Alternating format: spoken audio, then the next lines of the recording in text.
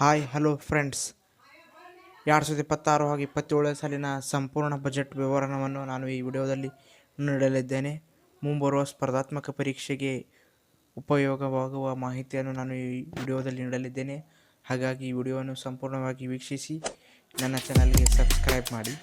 ಹಾಗಾದರೆ ಬನ್ನಿ 2026 ಹಾಗೂ 27ನೇ ಸಾಲಿನ ಬಜೆಟ್ನ ಕುರಿತು ಸಂಪೂರ್ಣವಾಗಿ ವಿವರಿಸೋಣ. ಮೊದಲಿಗೆ 2026-27ನೇ ಸಾಲಿನ ಪ್ರಮುಖವಾಗಿ ಒಂದು ರೆಕಾರ್ಡನ್ನು ಹಣಕಾಸು ಸಚಿವರು ಮಾಡಿದ್ದಾರೆ. 9ನೇ ಬಾರಿಗೆ ಕೇಂದ್ರ ಹಣಕಾಸು ಬಜೆಟನ್ನು ಮಂಡಿಸಿದ್ದಾರೆ. ಈ ಬಜೆಟ್ನ ಹೊಸ ನೂತನ ಸಂಸತ್ ಭವನಲ್ಲಿ ಕರ್ತವ್ಯ ಭವನ್ನಲ್ಲಿ ಬಜೆಟನ್ನು ಮಂಡಿಸಿದ್ದಾರೆ. ಈ ಬಜೆಟ್ ಸುದೀರ್ಘವಾಗಿ 85 ನಿಮಿಷಗಳ ಕಾಲ ಬಜೆಟನ್ನು ಓದಿ ಸಂಪೂರ್ಣವಾಗಿ ವಿವರಿಸಿದ್ದಾರೆ. ಹಿನ್ನೆಲೆಯನ್ನು ನೋಡ್ಕೋತಾ ಬಂದಿದ್ದರೆ ನಾವು ಮೊರಾರ್ಜಿ ದೇಸಾಯಿ ಅವರು 10 ಬಾರಿ ಬಜೆಟ್ ಮಂಡಿಸಿದ್ದಾರೆ. ಪಿ ಚಿದಂಬರಂ 9 ಬಾರಿ ಬಜೆಟನ್ನು ಮಂಡಿಸಿದ್ದಾರೆ. ಅದೇ ಸಾಲಿನಲ್ಲಿ ಪ್ರಸ್ತುತ ಹಣಕಾಸು ಸಚಿವರಾಗಿರುವ ನಿರ್ಮಲಾ ಸೀತಾರಾಮನ್ ಮೇಡಮ್ ಕೂಡ ಮುಂದುವರಿಯುತ್ತಿದ್ದಾರೆ.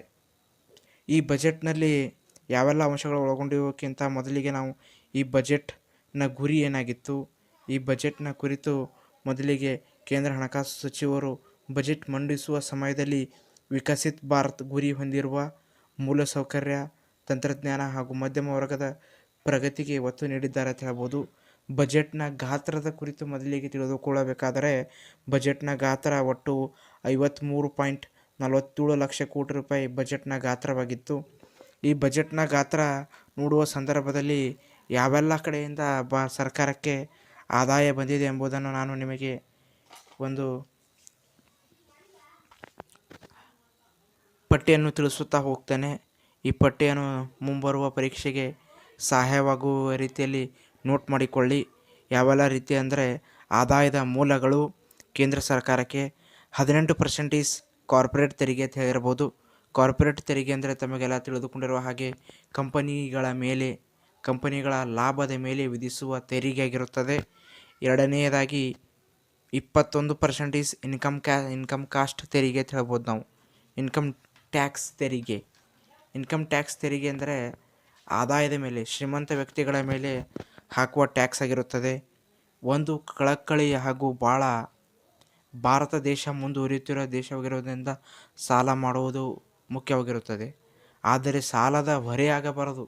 ಯಾವ ರೀತಿ ಅಂದರೆ ಸಾಲದ ಬಡ್ಡಿಯನ್ನು ತೀರಿಸುವುದರಾಗೆ ದೇಶದ ಆರ್ಥಿಕತೆಗೆ ಬೂಸ್ಟ್ ನೀಡುವ ಹಾಗೆ ಸಾಲ ನೀಡಬೇಕಾಗಿತ್ತು. ಆದರೆ ಈ ಬಾರಿ ಕೂಡ 24% ಏನು ಆದಾಯದ ಒಟ್ಟು ಮೂಲಗಳಲ್ಲಿ ಸಾಲದ ಒಂದೇ ಅತಿ ದೊಡ್ಡ ಪರ್ಸೆಂಟೇಜ್ 24% ಸಾಲವನ್ನು ತೆಗೆದುಕೊಂಡಿದ್ದಾರೆ ಅಂತ ಹೇಳ್ಬೋದು. 10% ಸಾಲ ಆದಾಯದೊಳಗೆ ದಂಡ ಆಗಿರಬಹುದು, ಶುಲ್ಕಗಳಾಗಿರಬಹುದು, ಇತರೆ ಸಾಲೇತರ ಆದಾಯ 10%, 15% GST ತೆರಿಗೆ ಅಂತ ಹೇಳ್ಬೋದು. GST ತೆರಿಗೆ ಅಂದರೆ ಪ್ರತಿಯೊಂದು ವಸ್ತುವಿನ ಮೇಲೆ ವಿಧಿಸುವ ತೆರಿಗೆ ಆಗಿರುತ್ತದೆ. ಇನ್ನು ಒಂದು ಪ್ರಶ್ನೆ ಉಂಟಾಗ್ತಿರಬಹುದು, ಸಾಮಾನ್ಯ ಜನರು ಈ ಟ್ಯಾಕ್ಸ್ ತುಂಬಿದ ಮೇಲೆ ಸಂಪೂರ್ಣವಾಗಿ ಕೇಂದ್ರ ಸರ್ಕಾರಕ್ಕೆ ಹೋಗುತ್ತದೆ. ಕೇಂದ್ರ ಸರ್ಕಾರವು ಅದನ್ನು 60/40 ರೂಪದಲ್ಲಿ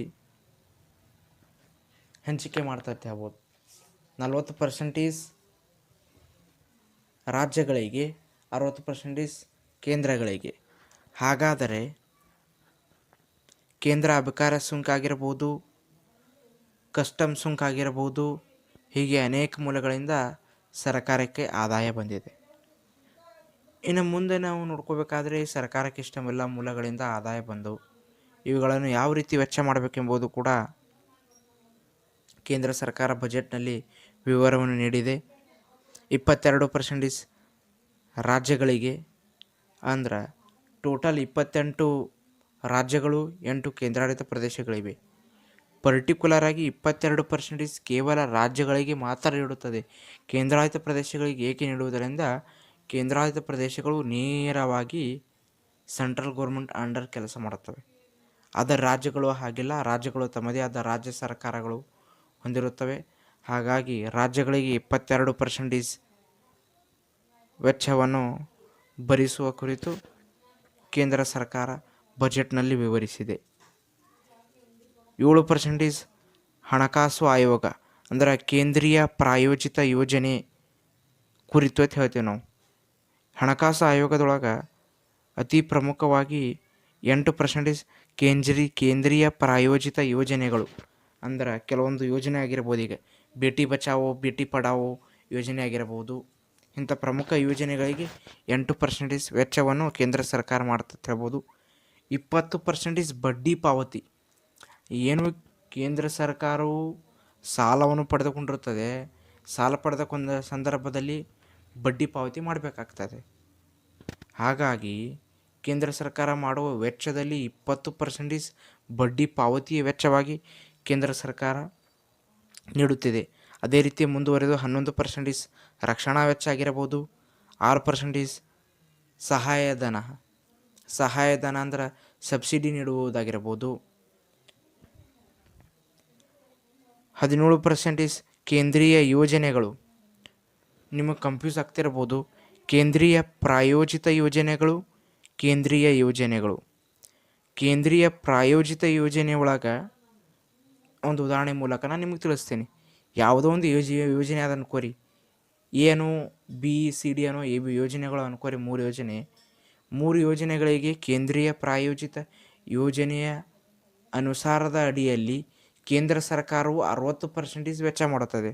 ಅಂದ್ರೆ 100 ರೂಪಾಯಿ ಖರ್ಚಾಯ್ತಂದ್ರೆ 60 ರೂಪಾಯಿ ಕೇಂದ್ರ ಸರ್ಕಾರ ಕೊಡ್ತದೆ, 40 ರೂಪಾಯಿ ರಾಜ್ಯ ಸರ್ಕಾರವು ಬಳಸಬೇಕು. ಆದರೆ ಕೇಂದ್ರೀಯ ಯೋಜನೆ ಏನಿವೆ, ಈ ಕೇಂದ್ರೀಯ ಯೋಜನೆಗಳಲ್ಲಿ ಕೇಂದ್ರ ಸರ್ಕಾರವು 100ಕ್ಕೆ 100 ರೂಪಾಯಿಗಳನ್ನು ನೀಡುತ್ತದೆ ಅಂತ ಹೇಳ್ಬೋದು. ಡಿಫ್ರೆನ್ಸ್ ಬಿಟ್ವೀನ್ ಕೇಂದ್ರೀಯ ಪ್ರಾಯೋಜಿತ ಯೋಜನೆ, ಕೇಂದ್ರೀಯ ಯೋಜನೆ. ಕೇಂದ್ರೀಯ ಯೋಜನೆಯನ್ನು ಸಂಪೂರ್ಣವಾಗಿ ಕೇಂದ್ರ ಸರ್ಕಾರವೇ ನೋಡಿಕೊಳ್ಳುತ್ತದೆ. ಕೇಂದ್ರೀಯ ಪ್ರಾಯೋಜಿತ ಯೋಜನೆಯನ್ನು ಕೇಂದ್ರ ಸರ್ಕಾರದ ಅಡಿಯಲ್ಲಿ ರಾಜ್ಯ ಸರ್ಕಾರವು ಕೂಡ ಅದರಲ್ಲಿ ಪಾಲನ್ನು ಹೊಂದಿರುತ್ತದೆ. ಅದೇ ರೀತಿಯಲ್ಲಿ 7% ಪಿಂಚಣಿಗಾಗಿ ವೆಚ್ಚವನ್ನು ಮಾಡಿದ್ದಾರೆ. 2026 ಬಜೆಟ್ ಪ್ರಮುಖವಾಗಿ ಹೊಸ ಯಾವುದೇ ರೀತಿಯ ಟ್ಯಾಕ್ಸ್ ಸಿಸ್ಟಮ್ ಆಗಿರಬಹುದು, ಟ್ಯಾಕ್ಸ್ ಸ್ಲ್ಯಾಬ್ಸ್ಗಳನ್ನಾಗಿರ್ಬೋದು ತಂದಿರುವುದಿಲ್ಲ. 2026 ಹಾಗೂ 27ನೇ ಸಾಲಿನ ಬಜೆಟ್ನಲ್ಲಿ ಈ ಹಿಂದಿನ ಹಾಗೆ ಏನು 12 ಲಕ್ಷ ವಾರ್ಷಿಕವಾಗಿ 12 ಲಕ್ಷ ಆದಾಯ ಹೊಂದಿರ್ತಾರೆ ಅವರಿಗೆ ಯಾವುದೇ ತೆರಿಗೆ ವಿನಾಯಿತಿ ಅದೇ ಹಳಿ ಸ್ಲ್ಯಾಬನ್ನು ಕಂಟಿನ್ಯೂ ಮಾಡಿದ್ದಾರೆ ಅಂತ ಹೇಳ್ಬೋದು. ಈ ಒಂದು ಬಜೆಟ್ನಲ್ಲಿ ಪ್ರಮುಖವಾಗಿ ಸಾರಿಗೆಗೆ, ರಕ್ಷಣೆಗೆ, ಶಿಕ್ಷಣಕ್ಕೆ, ಅತಿ ಪ್ರಮುಖವಾಗಿ railway maintenance, railway track maintenance ಹಾಗೂ ರೈಲ್ವೆಯ ಕಾರಿಡಾರ್ ಮಾಡುವ ಕುರಿತು ಈ ಬಜೆಟ್ನಲ್ಲಿ ಹೆಚ್ಚು ಮಹತ್ವವನ್ನು ನೀಡಿದ್ದಾರೆ. ಏನೆಂದರೆ ಸಾರಿಗೆ ವ್ಯವಸ್ಥೆ ಆಗಿರಬಹುದು, ರಕ್ಷಣಾ ವ್ಯವಸ್ಥೆ ಕೂಡ ಹಲವು ಜನರು ಕಾಯ್ದುಕೊಂಡಿದ್ದರು. ಈಗಾಗಲೇ ಭಾರತ ಹಾಗೂ ಪಾಕಿಸ್ತಾನ ಏನು ಯುದ್ಧ ಸಂಭವಿಸಿದ್ದು, ಹಾಗಾಗಿ ಈ ಸರ್ತಿ ಏನಾದರೂ ರಕ್ಷಣಾ ವೆಚ್ಚ ಭಾರತದ ಕೇಂದ್ರ ಬಜೆಟ್ನಲ್ಲಿ ಜಾಸ್ತಿ ಆಗ್ತಾ ಅಂತ ಹಲವು ಜನರು ಕಾಯ್ತಾ ನೋಡ್ತಾ ಇದ್ದರು. ಆದರೆ ಇಲ್ಲ, 11%ಗೆ ಕೇಂದ್ರ ಸರ್ಕಾರಕ್ಕೆ ವೆಚ್ಚ ಮಾಡುವ ಕುರಿತು ರಕ್ಷಣಾ ವೆಚ್ಚ 11% ಎಂದು ಬಜೆಟ್ನಲ್ಲಿ ವಿವರಣೆಯನ್ನು ಹಣಕಾಸು ಸಚಿವರು ನೀಡಿದ್ದಾರೆ. ಅದೇ ರೀತಿಯಲ್ಲಿ ನಾವು ಇವೆಲ್ಲ ಮೇಲ್ಕಣಿಸಿದ ವಿಷಯವನ್ನು ನೋಡಿದ ನಂತರ ನಮಗೆ ಪ್ರಶ್ನೆ ಬರ್ತದೆ, ಏನು ಫಿಸಿಕಲ್ ಡೆಪಾಸಿಟ್ ವಿತ್ತೀಯ ಹೊರೆ ಅಂತ ಹೇಳ್ತೀವಿ ನಾವು. ವಿತ್ತೀಯ ಹೊರೆ ಅಂದ್ರೆ ಕೇಂದ್ರ ಸರ್ಕಾರವು ಯಾವುದೋ ಒಂದು ಯೋಜನೆ ಮಾಡ್ತಂದ್ಕೋರಿ. ಆ ಯೋಜನೆ ಮಾಡಿದ ಸಂದರ್ಭದೊಳಗೆ ಅದು ವೆಚ್ಚ ಏನು ಮಾಡ್ತದೆ ಅಂದ್ರೆ ಅದಕ್ಕೆ ಎಲ್ಲ ಸರ್ಕಾರದಿಂದ ಬರುವ GST ಟ್ಯಾಕ್ಸ್ ಆಗಿರ್ಬೋದು, ಕಸ್ಟಮ್ ಡ್ಯೂಟೀಸ್ ಟ್ಯಾಕ್ಸ್ ಆಗಿರ್ಬೋದು, ಸುಂಕ ಆಗಿರ್ಬೋದು, ಎಲ್ಲವನ್ನು ತಂದುಕೊಂಡು ಆದಾಯ ಮಾಡಿದಾಗ 20 ರೂಪಾಯಿ ಬರ್ತದೆ ಕೇಂದ್ರ ಸರ್ಕಾರಕ್ಕೆ. ಆದರೆ ಕೇಂದ್ರ ಸರ್ಕಾರವು 20 ರೂಪಾಯಿಗಳನ್ನು ಮಾತ್ರ ವೆಚ್ಚ ಮಾಡುವುದಿಲ್ಲ, 22 ರೂಪಾಯೋ 23 ರೂಪಾಯಿನೋ ವೆಚ್ಚ ಮಾಡ್ತದೆ. ವೆಚ್ಚ ಮಾಡಿದ ಸಂದರ್ಭದೊಳಗೆ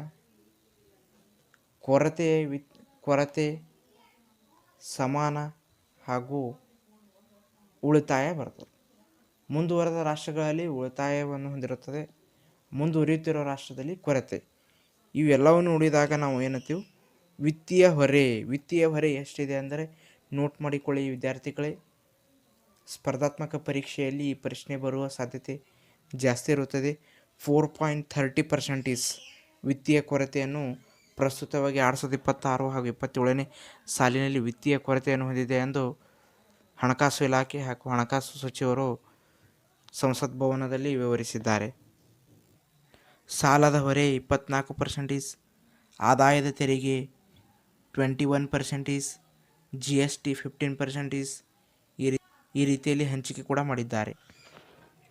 ಬಂಡವಾಳ ವೆಚ್ಚವನ್ನು ಕೂಡ ನೋಡಿದರೆ ಬಂಡವಾಳ ವೆಚ್ಚ ವೆರಿ ಇಂಪಾರ್ಟೆಂಟ್. ಬಂಡವಾಳ ವೆಚ್ಚ ಮಾಡುವುದು ಏಕೆಂದರೆ ಒಂದು ದೇಶದ ಮೂಲ ಸೌಕರ್ಯಗಳ ಅಭಿವೃದ್ಧಿಗೆ ಬಂಡವಾಳ ವೆಚ್ಚ ಮಾಡುವುದು ಬಹಳ ಮುಖ್ಯ.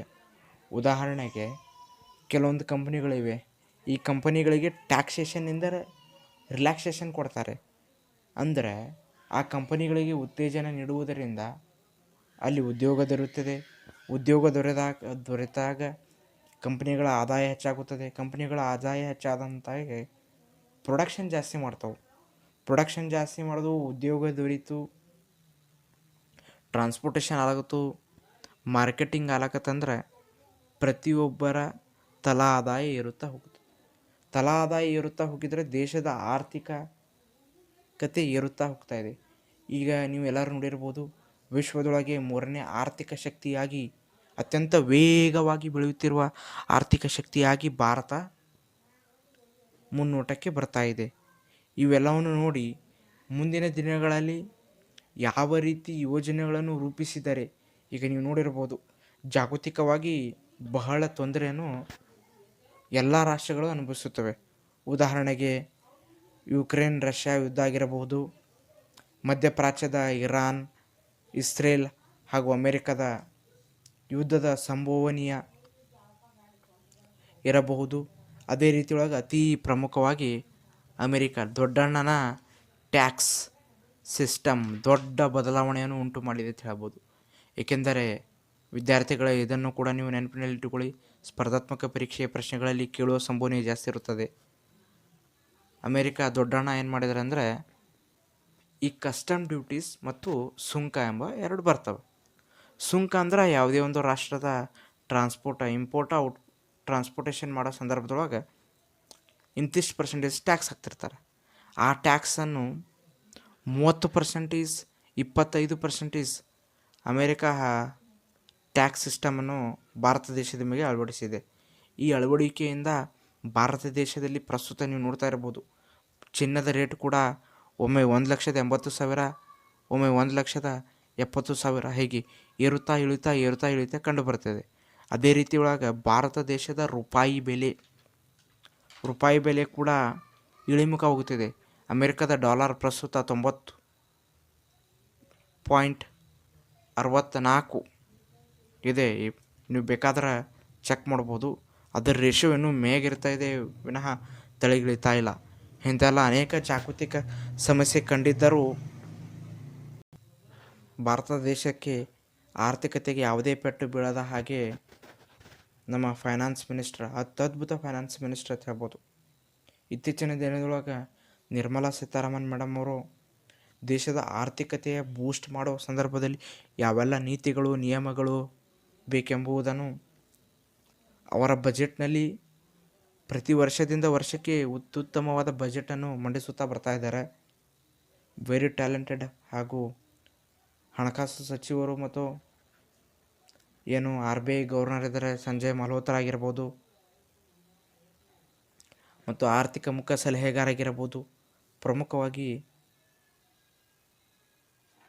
ಹಣಕಾಸು ಸಚಿವರು ಕೂಡ ಕಾರ್ಯವನ್ನು ನಿರ್ವಹಿಸುತ್ತಿದ್ದಾರೆ. ಈ ಬಜೆಟ್ನಲ್ಲಿ ವಿಶೇಷವಾಗಿ ಕೆಲವೊಂದಕ್ಕೆ ಮಹತ್ವವನ್ನು ನೀಡಿದ್ದಾರೆ. ಅವೆಲ್ಲ ಪಾಯಿಂಟ್ಸ್ಗಳನ್ನು ನಾನು ಒಂದೊಂದಾಗಿ ವಿವರಿಸುತ್ತಾ ಹೋಗುತ್ತೇನೆ.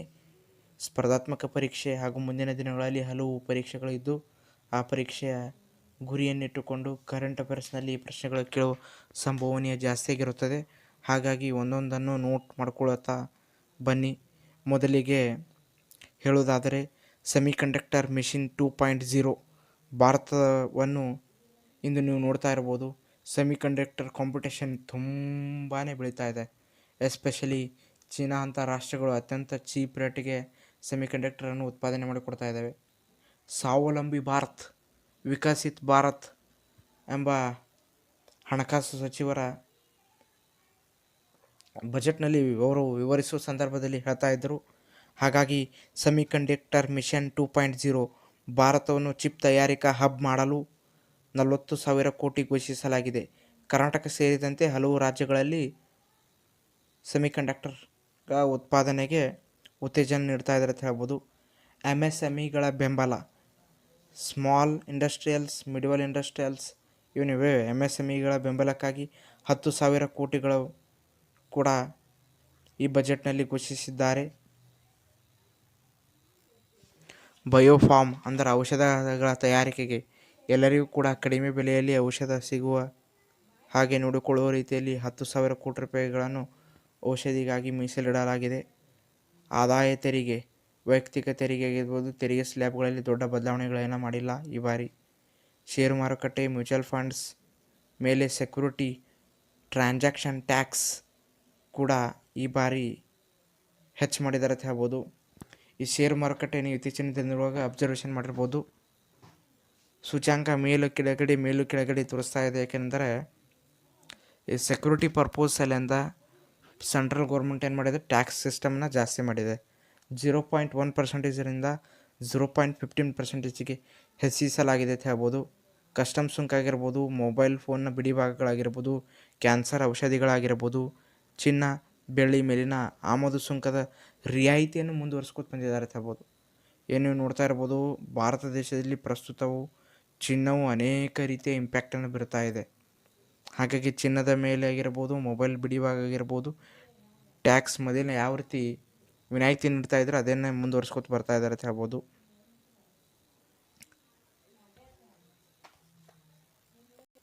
ಅದೇ ರೀತಿಯಲ್ಲಿ ಇನ್ನೊಂದು ಪ್ರಮುಖ ಅಂಶ, ಈ ಅಂಶ ಕಡ್ಡಾಯವಾಗಿ ಪರೀಕ್ಷೆಯಲ್ಲಿ ಬಂದೇ ಬರುವ ಸಂಭವನೀಯ ಜಾಸ್ತಿ ಇರುತ್ತೆ ಅಂತ ಹೇಳ್ಬೋದು. ಅದನ್ನೇನೆಂದರೆ 16ನೇ ಹಣಕಾಸು ಆಯೋಗ.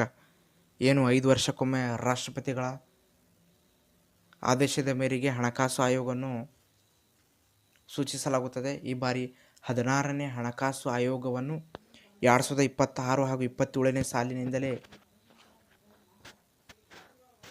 ಅಧಿಕೃತವಾಗಿ ಘೋಷಿಸಲಾಗಿದೆ ಅಂತ ಹೇಳ್ಬೋದು.